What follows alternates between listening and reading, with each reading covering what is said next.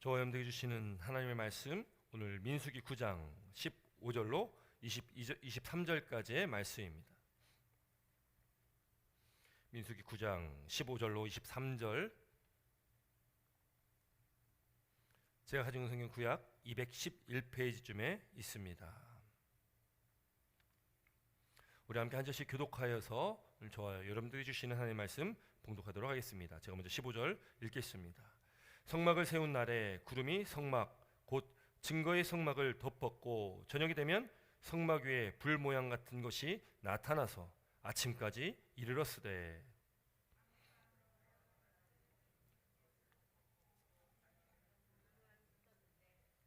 구름이 성막에서 떠오르는 그때에 이스라엘 자손이 곧 행진하였고, 구름이 머무르는 곳에 이스라엘 자손이 진을 쳤으니,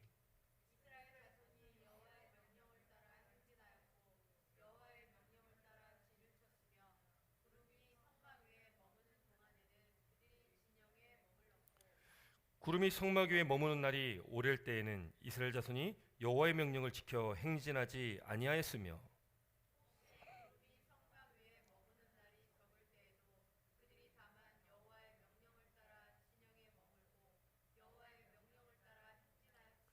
혹시 구름이 저녁부터 아침까지 있다가 아침에 그 구름이 떠오를 때에는 그들이 행진하였고, 구름이 밤낮 있다가 떠오르면 곧 행진하였으며,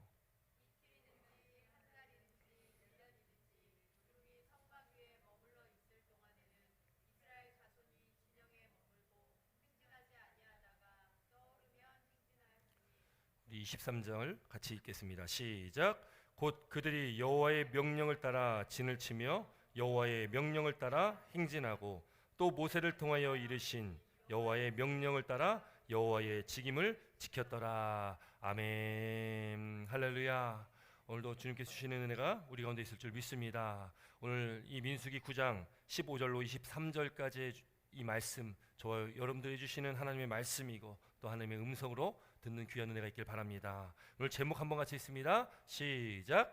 인도하심을 받는 삶. 인도하심을 받는 삶. 여러분, 우리 믿음의 삶 가운데 이 하나님의 인도하심을 받는 것, 또 우리가 예수를 믿고 살아가는 우리의 삶 속에 늘 우리가 고백하는 삶 아니겠습니까? 또 우리가 그렇게 늘 살길 원하는 그 삶이 바로 하나님의 인도하심을 받는 삶입니다. 하나님의 인도하심을 받는 그 삶은 우리의 삶의 목적이 있는 것이죠. 우리가 살아가는 삶의 목적, 그 목적이 무엇일까? 또 그 목적 가운데 우리를 지으신 그 하나님의 뜻이 무엇일까? 또 그 뜻 가운데 우리를 하나님의 백성, 하나님의 자녀 삼아 주시고 우리를 인도하시는 하나님의 그 뜻이 무엇일까를 우리들 생각하며 살아가야 된다는 것입니다. 여러분, 말씀을 시작하면서 제가 문제 하나 좀 내드리려고 합니다. 세상에서 가장 비싼 소고기가 어떤 것인지 혹시 아십니까? 세상에서 가장 비싼 소고기. 여러분, 한우가요, 한국의 소를 한우라고 그러잖아요. 한우가 보통 큰 소, 이 숫소 한 마리가 뭐 가격이 뭐 좀 다 다르겠지만 보통 한 1,000만 원 정도 합니다. 한 마리가 10,000불 정도 하는 거죠. 굉장히 비싼 거죠. 그래서 한국에서는 한우 먹기 참 힘들지 않습니까? 너무 비싸서. 그런데 세계에서 가장 비싼 소가 있어요. 가장 비싼 소가 나는 곳이 또 있습니다. 우리가 흔히 와규라는 말을 들어보셨을 겁니다. 와규. 이 와규의 뜻은 일본 소라는 뜻입니다. 그래서 이 와규 일본 소인데, 이 일본 소의 가장 최고가, 일본 소의 가장 비싼 소가 얼마 정도 할 것 같습니까? 일본 소의 가장 비싼 소가요, 약 하나로 치면 1억 5천만 원 정도 한다고 합니다. 엄청난 금액이죠. 거의 뭐 15만 불 정도 되는 그런 한 마리가 그렇게 비싸다고 하니까요, 뭐 상상을 할 수가 없는 거죠. 여러분, 세계에서 가장 비싼 고기 그 브랜드가요, 바로 일본의 이 효고현이라는 데서 나오는 그 고베 비프라는 소고기입니다. 한 근이면 약 2.7파운드 정도 되는데, 한 근에 약 한 300불 정도 한다니까 보통 1파운드에 한 100불 정도 되는 그런 비싼 소고기입니다. 아주 유명하고요, 고기도 맛있다고 그래서 뭐 굉장히 많은 사람들이 찾아 먹는 그런 소고기라고 합니다. 정말 우리가 상상을 초월하는 그런 가격의 소고기죠. 얼마나 맛있을지 한번 먹어보고 싶은 마음이 듭니다. 여러분들도 아마 그런 생각을 저와 같이 갖지 않으실까 싶습니다. 그런데 이 소가요, 이 소를 기를 때에 정말로 호사를 누립니다. 이 소를 기를 때요, 좋은 곡물을 먹이고 또 맥주를 먹인다고 합니다. 그런 이유가요, 육질을 부드럽게 하기 위해서 어렸을 때부터 좋은 곡식들 그리고 맥주를 먹인다고 그래요. 그리고 송아지 때부터 이 긴장을 잘 풀어주기 위해서 마사지를 끊임없이 해준다고 합니다. 그리고 이 바닥에 소들이 있는 이 축사하겠죠. 그 바닥에 때로는 이 난방도 해주기도 하고요. 좋은 클래식 음악도 들려주기도 한다는 것이죠. 그러니까 소들을 긴장하지 않는 상태로 어렸을 때부터 이렇게 쭉 자라게 만든다는 거죠. 그러다 보니까 그 고기가 유난히 지방이 좀 이렇게 많고 이 콜레스테롤 함량이 낮다고 합니다. 이게 마블이 굉장히 좋은 소고기가 만들어지는 것입니다. 이 고베 비프가 굉장히 유명한 고기고 비싼 고기고 또 맛있는 고기라는 거죠. 여러분 이 소를 보니까요, 굉장히 이 소인데도 진짜 호사를 누리고 있다. 호사라는 것은 좀 화려하고 사치스러운 그런 삶을 사는 걸 호사롭다라고 이야기를 하는데, 소인데도 굉장히 호사를 누리며 살아가는 거죠. 여러분이 고베 소를 보면서 어떤 생각이 드십니까? 나도 차라리 저 소로 태어났으면 정말로 이 세상에서 호사를 누리면서 좋은 것 많이 먹고 편안하게 마사지 받으며 살 수 있을 텐데, 이런 생각을 혹시 하게 되십니까? 여러분 이 고베 소 한 마리에 1억 5천만 원 정도 되는 이 소가 혹시 부러우십니까? 전혀 우리는 그 소에 대해서 부럽다고 얘기하지 않을 것입니다. 부러워하지도 않을 것입니다. 여러분 왜 그렇습니까? 이 소의 결말은 뻔한 것이기 때문에 그런 것이죠. 아무리 호사를 누리며 그렇게 어렸을 때부터 마사지 받고 좋은 것 먹으면서 자라났어도요, 그 소는 동물이고 그 소는 결국 자라나서 살 잘 찌워지면 비싸게 팔려나가서 결국엔 사람들 음식상에 오르게 되는 것이 그 소의 결론입니다. 그러니 우리는 그 소를 부러워하지 않죠. 그 소가 되길 원하지도 않을 것입니다. 저는 이 일본 소, 이 와규를 이렇게 찾아보면서요, 저희 인생, 우리 인간의 인생을 이렇게 비추어 보면 정말 우리도 살아가면서 참 많은 것들을 부러워하며 살아갈 때가 많습니다. 나보다 더 많이 가진 사람들, 나보다 더 잘 사는 사람들, 더 편안하게 사는 사람들, 그렇게 여러 가지 이 세상에서 호사를 누리며 살아가는 많은 사람들을 보게 되어집니다. 그러면서 부러워하는 거죠. 나도 저렇게 살아가고 싶다. 저렇게 한번 살아봤으면 하는 그런 마음을 우리가 갖고 살아가는 것이 또 우리 인간의 그런 마음 아니겠습니까? 여러분, 그러나 우리는 하나님 믿는 하나님의 백성은 우리가 부러워할 것이 따로 있다는 것이죠. 우리가 이 세상의 호사를 부러워할 것이 아니라 우리가 하나님과 함께 하는 삶, 하나님과 함께하는 그 삶, 그렇게 하나님의 말씀을 따라 살아가는 그 삶에 그렇게 살아가는 사람을 부러워하시는 저와 여러분 되시기를 주의 이름으로 축원합니다. 이렇게 말씀드렸는데도 그래도 세상에서 누릴 것 좀 한번 누려보고 싶다, 그런 호사를 한번 누려보고 싶다라고 말씀하시면 더 이상 저는 할 말씀이 없습니다.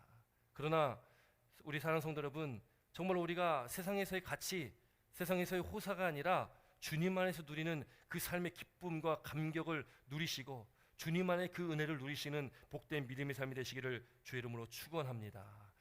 아멘 하셨으니까 꼭 세상의 호사가 아니고 하나님의 복을 누리시기 바랍니다.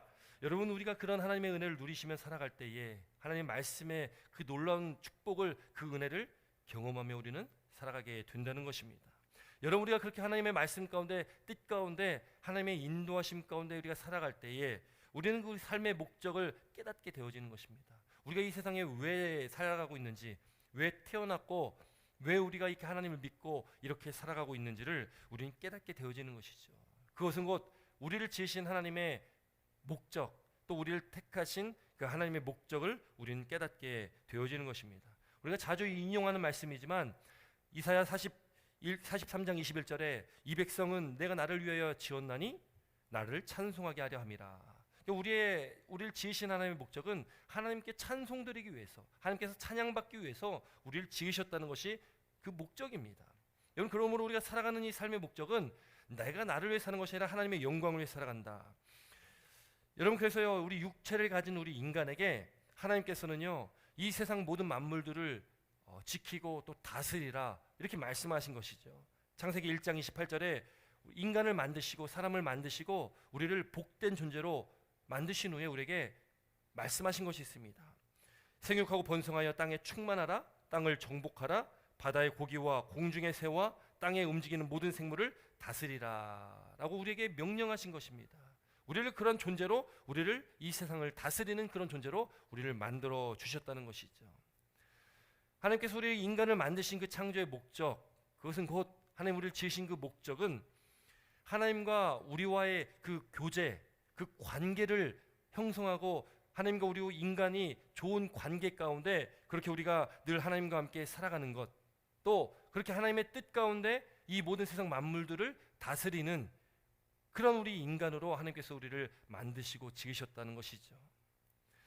그렇게 우리에게 베풀어 주신 그 하나님의 은혜, 그 은총, 우리가 그것을 생각하면서요, 우리를 지으신 목적대로 우리는 하나님께 영광을 올려드리는 삶을 사는 것입니다. 하나님께 감사드리고 하나님께 찬양하는, 찬송하는 그런 삶을 살아가는 것입니다. 그런데 우리의 삶의 목적을 잘못 알고 우리는 이 세상 가운데서 살아가면서 내 목적과 내 생각과 내 뜻과 나의 영광을 위해서 우리는 그 세상의 호사를 누리기 위해서 그 세상의 호사를 바라보면서 나도 저 좀 호사를 좀 누려야지 하는 그것이 우리의 삶의 목적이 되어서 살아갈 때가 있다는 것이죠. 그러면 오늘 우리가 이 말씀을 통해서 우리를 향한 하나님 놀라운 그 목적, 하나님의 계획과 뜻과 그 하나님의 인도하심, 그 이유가 무엇인지를 밝히 아는 그런 믿음의 귀한 은혜의 시간 되시기를 주의 이름으로 축원합니다. 여러분, 우리는 하나님과의 그 관계를 잘 이루며 나아가야 되는 것이죠. 하나님께서 우리를 택하시고 하나님의 백성, 하나님의 자녀 삼아주신 그 은혜를 기억하고 우리는 하나님과 그 관계를 잘 유지하며 살아가야 된다는 것입니다. 그 관계를요, 요한복음 15장 5절에 나는 포도나무요, 나는 예수님을 말합니다. 예수님은 포도나무요, 너희는 가지라. 그가 내 안에, 내가 그 안에 거하면 사람이 열매를 많이 맺나니 나를 떠나서는 너희가 아무것도 할 수 없음이라. 이것이 곧 예수님과 우리의 관계, 또 하나님과 우리와의 관계를 말하는 것입니다. 예수님은 포도나무시고 우리는 그 포도나무에 붙어있는, 접붙어있는 우리는 그 가지다. 그러므로 우리는 주님 안에, 주님은 우리 안에 거하지 않으면 안 된다는 것입니다. 우리가 주님 안에 있을 때에 열매를 맺는 것이고, 또 우리가 주님 안에 있지 않아서는, 우리가 하나님을 떠나서는 우리는 아무것도 할 수 없는 존재다라는 것을 우리는 늘 깨달으며 살아가야 된다는 것입니다. 그러므로 우리는 늘 하나님 안에서, 하나님 말씀 안에서, 하나님의 그 인도하심 안에서 우리는 살아가야 된다는 것을 믿으시기 바랍니다. 또한 그렇게 살아가시는 저와 우리 사랑하는 성도 여러분들 되시기를 주님의 이름으로 축원합니다. 여러분, 구약의 말씀을 보면요, 구약은 하나님과 이스라엘과의 그 관계를 말씀하고 있거든요. 여러분, 이스라엘 백성들이 뭔가 잘나서, 뭔가 다른 민족보다 뛰어나서 그 이스라엘 백성들을 선택하시고 그들을 하나님의 백성 삼아주신 것이 아닙니다. 보잘것없는 그런 민족을 하나님께서 택하시고 그 민족을 통해서 하나님의 역사, 그 구원의 역사를 이루어 나가셨다는 것이죠. 그 구약의 그 이스라엘과 하나님과의 관계, 그것은 곧 오늘날 우리가 신약 시대를 살아가고 있는 저와 여러분들, 우리는 영적인 이스라엘이거든요. 우리는 이제 하나님께서 우리를 택하시고 우리를 백성 삼아 주셨기 때문에 이제는 이 시대의 오늘날 저와 여러분들이 하나님과의 관계를 잘 이루며 나아가는 것, 그렇게 영적인 이스라엘로 우리가 살아나가야 된다는 것입니다. 오늘 이 민수기의 말씀 보면, 구약의 말씀 보면 하나님께서 이스라엘 백성을 어떻게 인도하셨는지 그 말씀을 보게 되어진다는 거죠. 곧 그 말씀은 오늘날 살아가고 있는 저와 여러분들을 하나님께서 어떻게 인도하고 계신지, 그것을 우리가 이 말씀을 통해서 보게 되어진다는 것입니다. 여러분, 이스라엘 백성이요, 출애굽을 하게 됩니다. 이제 출애굽한 후에 3개월이 지나서 시내산에 도착을 하게 됩니다. 그 시내산에서 하나님께서는 그 이스라엘 백성들을 인도한 그 모세를 부르시고 모세는 시내산에 올라가게 됩니다. 그리고 하나님께서 모세에게 하나님의 말씀, 하나님의 그 언약의 말씀이 새겨진 두 돌판을 주시고 하나님의 율법을 말씀해 주시고 또 성막을 만드는 법과 또 제사장들이 입을 그 거룩한 옷을 이렇게 만들어라고 말씀을 하십니다. 그 말씀을 들은 모세는 하나님의 그 말씀, 그 명령에 따라서 그 모든 말씀을 이스라엘 백성들에게 전하고 또 성막과 또 제사장들이 입을 그 거룩한 옷을 만들게 되어지는 것이죠. 그것이 이제 출애굽기의 마지막입니다. 출애굽기가 그 말씀으로 끝나게 되어집니다. 여러분, 오늘 이제 이 민수기의 말씀이 나오는데 이 출애굽기의 그 마지막 말씀과 이 겹치는 말씀이죠. 그 가운데 오늘 이 민수기의 말씀, 오늘 이 본문의 말씀은 이제 출애굽한 이후에 3개월이 지나서 시내산에 도착하고 이후에 이제 출애굽한 지 1년 정도가 됐을 때에, 1년이 지났을 때에 이제 두 번째 유월절을 맞이하고 이제는 이스라엘 백성들이 이제 이 광야에 본격적으로 광야를 걷는 그 시간으로 나아갑니다. 오늘 이 민수기 1장에 보면 하나님께서 이스라엘 백성들을 또 이 싸움 가운데 싸움을 할 수 있는 그 장정들의 숫자를 세게끔 하십니다. 그래서 이스라엘 남자들, 전쟁에 나갈 수 있는 남자들을 계수하시고 또 그 이후에 나오는 말씀이 성막에 대해서 다시 한번 또 말씀해 주시는 거예요. 성막을 통해서 이스라엘 백성들에게 예배에 관한 것을 말씀해 주시는 것이고 또 율법을 가르쳐 주심으로 이제 이스라엘 백성들이 광야길을 걸을 때에 이제 젖과 꿀이 흐르는 가나안 땅에 들어갈 때에 이제 하나님의 택하심 받은 그 백성으로서 어떻게 그 거룩한 백성으로서의 삶을 살아갈 수 있는지를 그들에게 말씀하시는 겁니다. 그들을 가르치시는 겁니다. 그런 말씀이 있은 후에 오늘 이제 9장에 들어와서 이제 이스라엘 백성들이 그 길을, 그 광야의 길을 떠나게 되는 것입니다. 여러분, 이스라엘 백성들이 이제 본격적으로 걸어가야 할, 이미 지금 광야에 있는 것이지만 이제는 본격적으로 하나님의 백성으로서 광야길을 걷게 되어지는데 이스라엘 백성들이 걷게 되어지는 그 광야는 어떠한 모습에 있습니까? 여러분, 사막에 가보셨습니까? 또는 이스라엘 광야에 가보셨습니까? 저는 가보지 못했습니다. 그러나 우리가 사진으로라도 간접적으로라도 접하게 되지 않습니까? 또 이 플로리다로 이렇게 비행기를 타고 오다 보면 이 미국 안에 있는 그 사막 지대를 지나게 될 때가 있죠. 이 비행기에서 밑을 이렇게 바라봤을 때에 그 사막이 쫙 펼쳐져 있는 모습을 비행기 위에서 볼 때가 있었습니다. 여러분, 광야는요, 또 사막과는 좀 다른 환경이겠지만 광야는 굉장히 척박한 곳이죠. 식물이 잘 자랄 수 없는 그런 곳 아니겠습니까? 그 황량한 땅에, 정말로 그 황량한 광야에 그 길을 이스라엘 백성들이 이제 걷게 되어집니다. 마땅히 쉴 만한 곳도 없고 마실 물도 마땅히 없는 그런 곳, 그 광야를 이스라엘 백성들이 걷게 되어지는 것입니다. 여러분, 이스라엘 백성들은요 430년 동안 이 애굽의 종살이를 했습니다. 그렇게 절망적인 종의 삶 속에서 하나님의 은혜로 그들을 구원받고 그들이 이제는 가나안 땅을 향해 나가게 됩니다. 그 광야의 길, 그 길을 걷는 동안에 우리가 잘 알듯이 이스라엘 백성들이 얼마나 많은 원망과 불평을 그들의 입으로 하게 됩니까? 결국에요, 그들이 10하루길이면 갈 수 있는 그 가나안 땅을 하나님께서 이 광야를 돌게 하셔서 40년이라는 기간을 돌아서 가나안 땅에 들어가게 되는 것을 우리가 말씀을 통해서 보게 되어집니다. 아니, 그래도 그렇지 10하루면 갈 길을 40년이나 하나님께서 그 길을 돌게 만드셨을까? 여러분, 그러나 이 40년이란 기간이요 힘들고 어려운 광야의 길이지만 그 길이 은혜의 길이라는 것을 우리는 깨달아야 되는 것입니다. 40년이란 그 길이지만 40년의 그 광야길이지만 그 가운데 하나님께서 직접 이스라엘 백성들 가운데 임재하시고 그들을 인도하시고 그들을 먹이시고 그들을 입히셨던 그 하나님의 은혜를 직접적으로 체험하고 직접적으로 하나님을 바라볼 수 있는 그 시대였기 때문에 이 광야 40년이란 그 기간이 너무나 힘들고 어려운 기간이었지만 그들의 그 광야길이었지만 오히려 그 땅에서의 그 40년이라는 기간이 오히려 하나님을 더 만날 수 있는, 하나님을 체험할 수 있는 그런 시기였다는 것을 우리는 말씀을 통해서 보게 되어집니다. 여러분께서 광야를요 우리 인생길도 광야 같은 그런 길을 걸어간다라고 흔히 우리는 비유를 합니다. 왜요? 우리의 인생길 가운데 힘들고 어려울 때가 참 있지 않습니까? 좀 평탄한 길을 잘 닦여진 그런 길로 좀 우리 인생이 좀 걸어가면 좋은데 우리가 살아가면서 참 많은 험난한 많은 일들을 겪게 되어집니다. 그래서 우리 인생을 광야에 비유를 합니다.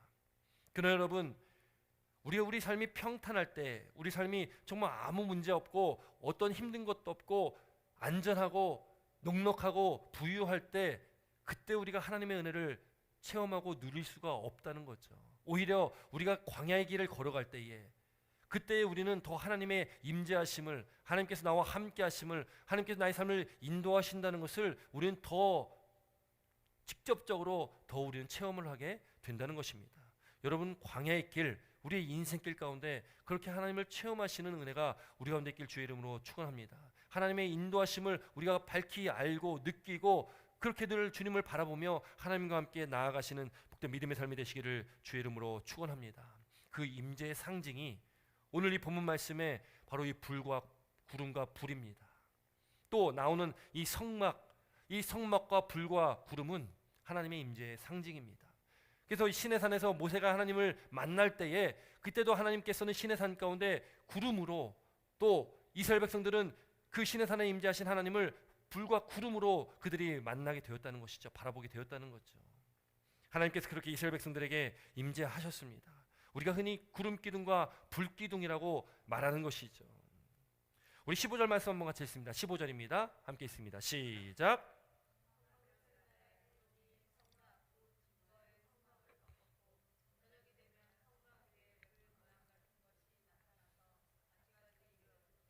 아멘. 성막을 세운 날에, 이제 성막을 다 완성한 그날에, 이제 하나님 명령대로 성막을 다 완성했습니다. 그 완성되자마자 이제 그 성막 곧 증거막을 덮었다. 무엇이요? 구름이. 하나님의 임재가 그 성막 위에 임했다는 것입니다. 또 성막 위에 구름과 또 불 모양 같은 것이 나타나서 아침까지 이르렀다는 거죠. 16절에도 이렇게 기록하고 있습니다. 16절 말씀도 함께 읽습니다. 16절입니다.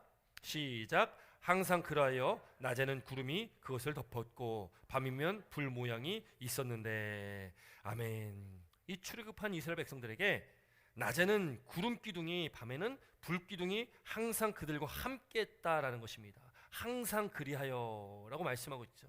이게 항상 이스라엘과 함께 하시는 그 하나님의 임재를 그들은 늘 매일매일 보게 되었다는 것입니다.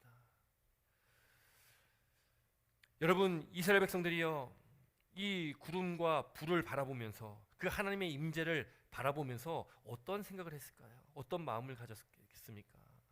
그들이 그것을 바라보면서요, 아, 하나님께서 우리와 함께 하시는구나, 그 마음을 늘 느끼지 않았겠습니까?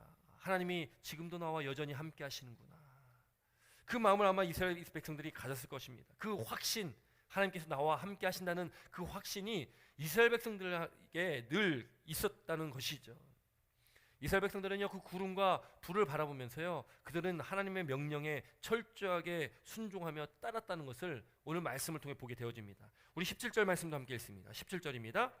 시작. 구름이 성막에서 떠오르는 때에는 이스라엘 자손이 곧 행진하였고 구름이 머무르는 곳에 이스라엘 자손이 진을 쳤으니. 아멘. 구름이 성막에 떠오를 때는 이스라엘 자손들이 행진했다는 거예요. 구름이 이스라엘의 그 진중에 그 성막에 멈춰서면 이스라엘 백성들도 멈췄다는 것입니다. 구름이요, 오랫동안 머무르면 오랫동안 이스라엘 백성들은 움직이지 않았고, 또 구름이 성막에 있던 날이 적으면 그 날수대로 적게라도 이스라엘 백성들이 머물렀다는 것입니다. 여러분, 이스라엘 백성들은요, 지금 출애굽한 이스라엘 백성들은 약 한 어느 나이, 노인과 아이들과 여성들까지 다 합치면 약 200만 명에서 250만 명 정도 된다고 합니다. 여러분, 상상할 수 없는 큰 인원 아니겠습니까? 여러분, 한번 우리가 상상해 보면요, 그 200만에서 250만 명 되는 그 인원이 진을 치고 자리를 잡고 뭐 텐트나 이런 천막을 쳤겠지요. 그리고 자리를 잡고 또 이동하고 하는 그 작업이요, 얼마나 복잡했겠습니까? 얼마나 고된 여정이겠습니까? 아무리 가벼운 간단한 채비로 할지라도 그 수많은 인원들이 자리를 잡고 또 거기서 어느 정도 있다가 또 이동하는 그 이삿짐을 싸고 풀르는 그 일들이 참 쉽지 않았을 것 같습니다. 여러분들도 이사 많이 해보시지 않습니까? 또 미국에서는 특별히 우리가 뭐 이삿짐 센터를 이용해서 이사하는 것이 아니라 이사할 때면 직접적으로 이사할 때가 참 많지 않습니까? 저도 몇 차례 이 미국에서 이사를 하고 또 교회 또 성도님들이나 또 청년들이나 또 이사할 일이 있으면 함께 돕는데, 그 이사하는 일이 사실 보통 일이 아니잖아요. 짐을 싸는데도 또 그걸 나르고 또 풀고 다시 자리를 잡는데도 참 몇 날 며칠이 걸리는 그 힘든 과정 아니겠습니까? 그런데 200만 명이 그 일을 해야 된다는 것이 그 보통 일이 아닐 거라는 거죠. 차라리 언제 이사하게 될지 그 날짜가 딱 정해져 있으면 조금 편할 텐데, 오늘 말씀 22절 말씀 보니까요, 그 날짜가 정해진 것이 아닙니다. 우리 한번 22절 말씀 한번 같이 읽습니다. 우리 본문 22절입니다. 같이 읽습니다. 시작. 이틀이든지 한 달이든지 1년이든지 구름이 성막 위에 머물러 있을 동안에는 이스라엘 자손이 진영에 머물렀고 행진하지 아니하다가 떠오르면 행진하였으니. 아멘. 여러분 22절 말씀 보니까요, 이틀이든지 한 달이든지 1년이든지, 그러니까 이 뭐 날수가 정해져 있는 게 아닙니다. 뚜렷하지 않은 그 날수를 가지고 하나님이 가라면 가고 서라면 서고, 여러분 그래도 한 달이라면, 그래도 1년이라면 괜찮은데 지금 이틀이라는 숫자가 딱 나온다는 거죠. 여러분 이틀이면 얼마나 황당하겠습니까? 짐을 풀고 좀 뭔가 좀 이렇게 좀 갖추려고 했더니 이틀 후에 또 움직여야 되는 그런 상황 가운데 있다면, 여러분 그것이 참 쉽게 받아들일 수 있는 상황이 아닌 것이죠. 어쩌면 이스라엘 백성들이요, 이틀 만에 또 며칠 만에 이동하게 되면 정말 원망하고 불평하지 않겠습니까? 우리가 이스라엘 백성들의 그 입장이 된다면 뭐 불평, 불만, 원망 아주 우리 입에서 수도 없이 나올 수도 있을 것 같습니다. 그렇게 이스라엘 백성들은요, 이 거대한 행렬이 40년 동안 약 한 40번 이상의 이삿짐을 싸고 풀고를 반복을 했다고 합니다. 여러분 이렇게 예고 없이 구름이 떠오르면 짐을 싸서 떠나고 또 머무르면 다시 진쳐야 하는 그런 반복되는 그 삶 속에서 여러분 이스라엘 백성들은요, 하나님의 말씀에 순종해서 오늘 말씀 본문 보니까요, 오늘 18절, 19절, 20절 또 23절 말씀 보니까 반복적으로 계속적으로 나오는 말씀이 무엇입니까? 여호와의 명령을 따라, 여호와의 명령을 지켜. 이 8번 반복해서 나오고 있습니다. 그것은 무엇입니까? 이스라엘 백성들이요, 그 정도로 하나님의 말씀, 하나님의 명령에 순종했다, 그 말씀에 따라 그들이 움직였다, 가라면 가고 서라면 서는 그 반복되는 일상 속에서도 하나님의 말씀을 따라갔다라는 것을 우리에게 보게 되어지는 것입니다. 우리 23절 말씀도 함께 읽습니다. 23절입니다. 함께 읽습니다. 시작. 곧 그들이 여호와의 명령을 따라 진쳤어. 여호와의 명령을 따라 행진하고 또 모세를 통하여 이르신 여호와의 명령을 따라 여호와의 직임을 지켰더라. 아멘. 계속적으로 반복되는 것이 여호와의 명령을 따라입니다.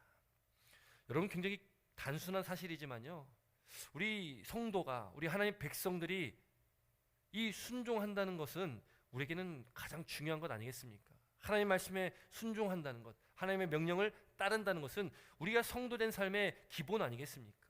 하나님의 백성의 기본적인 삶이 하나님의 말씀에 순종하는 것입니다. 그 말씀을 따르는 것, 그의 명령을 따르는 것입니다. 여러분 하나님께서 우리를 하나님의 자녀가 되는 권세를 우리에게 주셨습니다. 영접하는 자 곧 그의 이름을 믿는 자들에게는 하나님의 자녀가 되는 권세를 주셨으니. 여러분 우리는 하나님의 자녀입니다.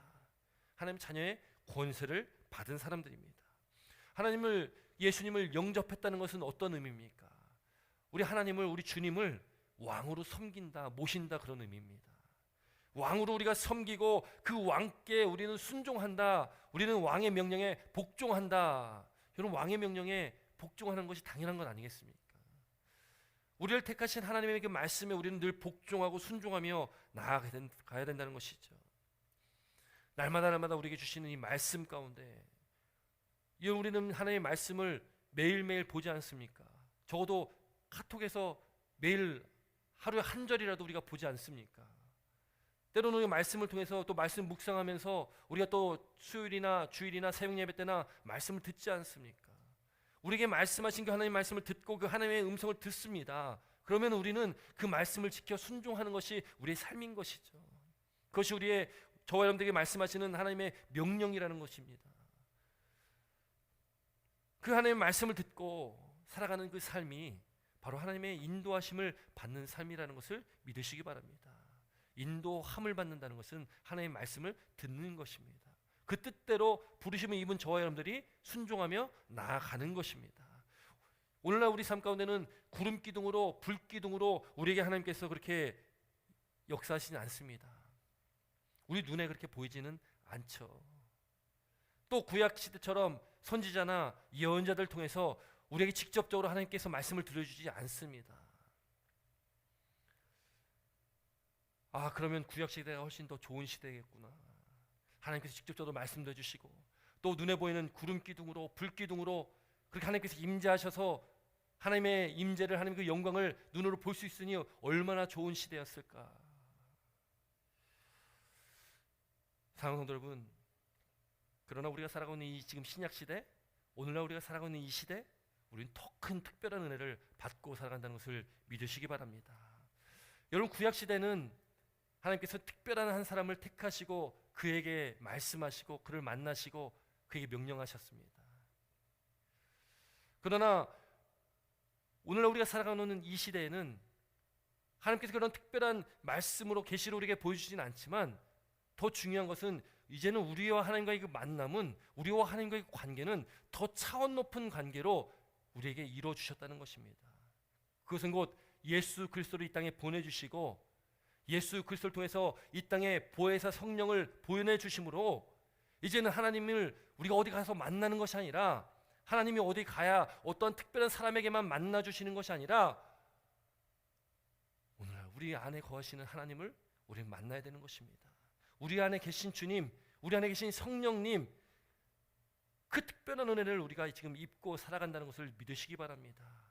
여러분, 그래서요, 요한복음 14장 말씀 보면 분명하게 예수님께서 말씀해 주시는 거예요. 그날에는 내가 아버지 안에, 아버지가 너희 안에, 내 안에, 내가 너희 안에 있는 것을 너희가 알리라. 언제요? 보혜사 성령께서 우리에게 오셨을 때에. 이미 우리는 성령이 오신 시대를 살아가고 있지 않습니까?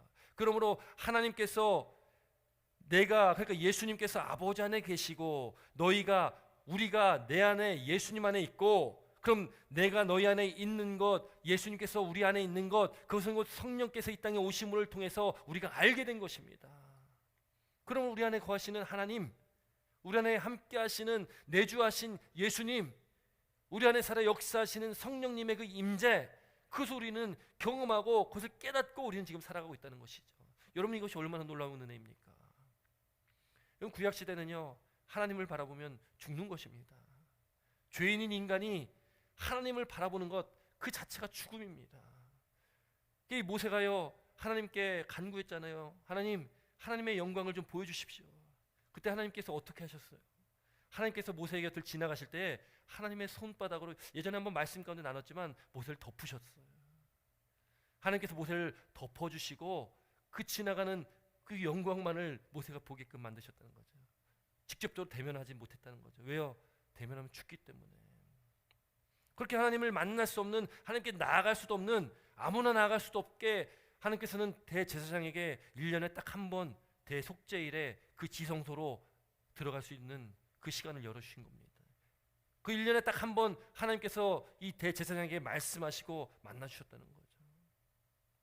그런데 오늘날 우리를 부르시고 택하시고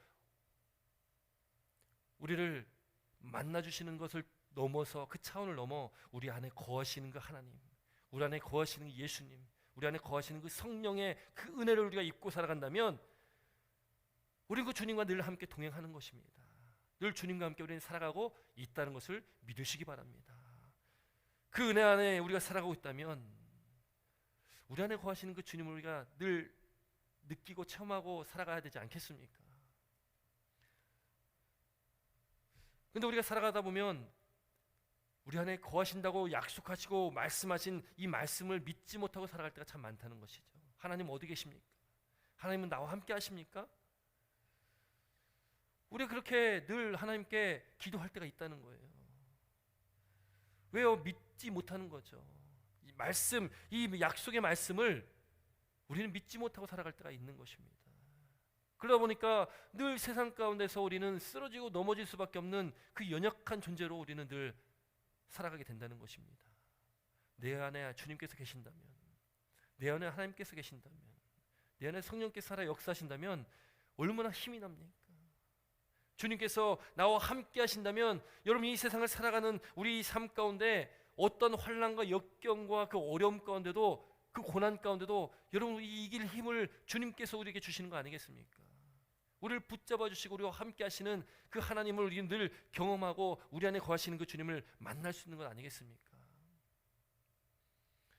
하나님이 나와 함께 하시면, 그것이 바로 하나님의 임재가 우리 가운데 있다면 그것이 바로 천국이 내 안에 이루어진 것을 말하는 것입니다. 예수님께서 천국이 너희 안에 임했다. 우리 안에 임한 천국은 내 안에 계신 하나님을 인정하는 것, 내 안에 계신 예수님을 믿고 살아가는 것, 내 안에 계신 성령님을 의지하며 살아가는 것이 곧 내 안에 이루어진 그 천국을 경험하며 살아가는 것이라는 것을 믿으시기 바랍니다. 구약의 성막, 구름, 불, 하나님의 임재를 상징하는 것입니다. 그러나 그 하나님의 임재하심은 오늘날 우리 안에 거하시는 그 임재하심 가운데 나타나신다는 것을 믿으시기 바랍니다. 여러분, 이스라엘 백성들이요, 하루 일과를 시작할 때에 그 광야에서 딱 하루 일과 딱 시작했을 때에 무엇을 바라봤을까요? 무엇을 바라보며 하루 일과를 시작했겠습니까? 이스라엘 백성들이 진을 치면은요, 모든 지파가 이 지파의 진 중앙에 성막이 위치합니다. 성막을 중심으로 이스라엘의 12지파가 세 지파씩 동서남북으로 진을 치게 됩니다. 이스라엘 모든 사람들이 하루 일과를 딱 시작하고 하루를 문 밖을 딱 나갔을 때 무엇을 가장 먼저 바라보겠습니까?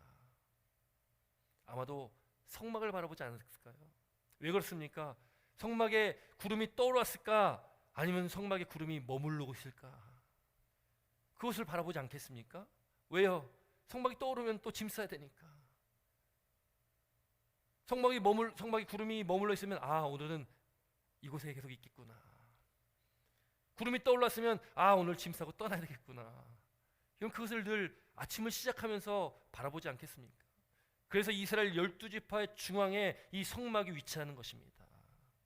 이스라엘 백성들이 그 12지파가 날마다 바라봐야 할 곳이 어디냐? 바로 진 중앙에 있는 성막이다. 성막은 곧 하나님께서 임재하시는 곳입니다. 하나님의 임재하심을 바라보고 그 이스라엘 백성들을 늘 하루를 살아가야 되는 것이죠. 여러분, 그럼 우리는 우리 하루를 시작하면서 또 우리에게 주어진 이 삶을 살아가면서 어디를 바라봐야 되겠습니까? 우리는 세상을 바라보는 것이 아니라 하나님의 임재를 바라보셔야 됩니다. 하나님을 바라보셔야 됩니다. 하나님의 말씀을 바라보시길 주의 이름으로 축원합니다. 우리 안에 거하시는 하나님, 나와 함께 하신 하나님을 바라보시길 바랍니다. 매일매일 우리가 주님만을 바라보고 의지하셔서 오늘도 나에게 무엇을 말씀하실까? 나에게 들려주시는 하나님의 말씀, 그 음성을 들으셔서 우리 인생길 가운데 나에게 말씀하신 그 뜻과 하나님의 말씀과 나의 삶 가운데 주시는 삶의 목적을 밝히 깨닫는 귀한 은혜가 있길 주의 이름으로 축원합니다. 날마다 우리가 하나님을 바라보시고 또 하나님의 인도하심을 늘 따라서 살아가시는 그 승리하는 복된 믿음의 삶이 바로 저와 여러분의 삶이 되시기를 주의 이름으로 축원합니다. 하나님께서는 저와 여러분들을 영원히 인도하실 것입니다. 영원히 우리의 하나님 되실 것입니다. 우리 안에 영원히 거하실 것입니다. 여러분, 그 하나님을 날마다 만나시기 바랍니다. 그 하나님과 날마다 인격적인 관계를 가지시기 바랍니다. 날마다 하나님 말씀에 순종하시기 바랍니다. 날마다 그 영원하신 하나님과 함께 하시는 복된 은혜가 있길 바랍니다. 시편 48편 14절에 이 하나님은 영원히 우리 하나님이시니 그가 우리를 죽을 때까지 인도하시리로다, 이렇게 말씀하고 있습니다. 여러분, 이 말씀을 들으면 힘이 나지 않습니까? 영원한 그 하나님께서 우리를 죽을 때까지 인도하신다. 또 죽음 이후에는 그 영원한 하나님 나라가 우리에게 예비되어 있다. 그것이 우리의 삶입니다.